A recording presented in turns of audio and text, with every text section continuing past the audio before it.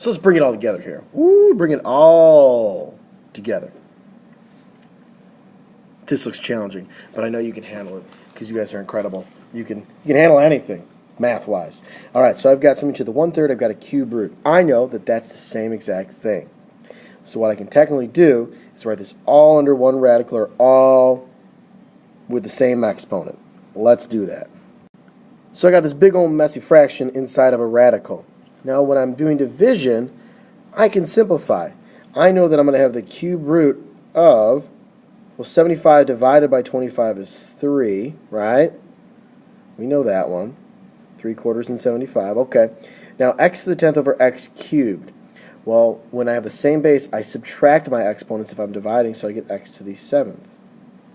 Then I'm going to have y to the 5th. I can simplify from here. I can't take a number out because I can't factor 3 down with the factor tree. So I'm going to go to my variables. How many groups of 3x's can I take out? I can take out dose with 1 left over. Y to the 5th. I can take out 1 group of 3 with 2 left over. And then I'm going to have the cube root of that 3, which I was keeping in there, 3x y squared. And there's my final answer with that one. So I divide, well, put it all in one radical, divide, which means, division for our normal coefficients, subtraction for our exponents, simplify there, and then do what we just did in the last problems. Let's try the next one. I'm going to write this all under one radical and divide at the same time to save myself a little bit of writing. So basically we're going to be skipping right down to what this step was right here. I'm going to omit that step this time. So if I divide and write under one radical, because I know I can write it all under one square root, 54 divided by 3, 18. X cubed divided by x is x squared. Y cubed divided by y squared is y. Okay, that's it so far. Now I'm looking for pairs.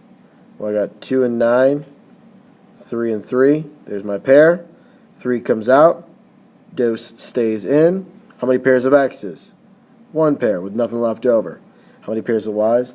A y will be left in there because there's no pairs of y's.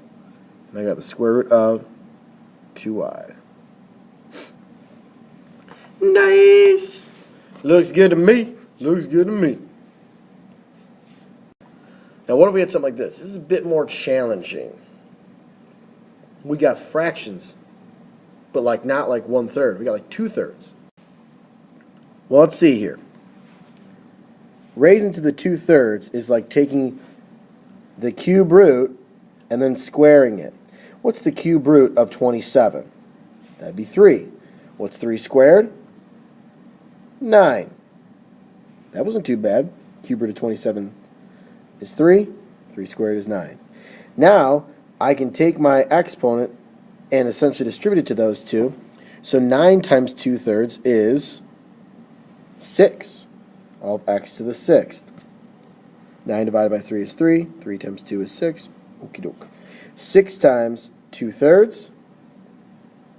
Well, that's going to end up being 4. 6 divided by 3 is 3. Sorry, is 2. 2 times 2 is 4. So fun. We're done with that one. Now, I bet you can handle this next one on your own. I'm going to change it, though. Alright, so we're going to do something like this. So we got 16x to the 6th, y to the 10th, all raised to the 5 halves. So 16 to the 5 halves, meaning we're going to take the square root of 16, which is 4. So square root of 16, which is 4.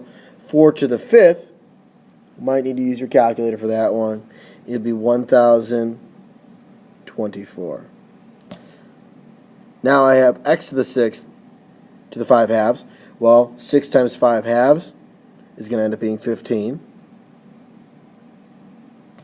And 10 times 5 halves is going to end up being 25. There's my final answer. I know fractions can be tough, but I think you guys can, if you get some practice in, you can be great at it. Be the best, the bestest. All right. Time to do some homework.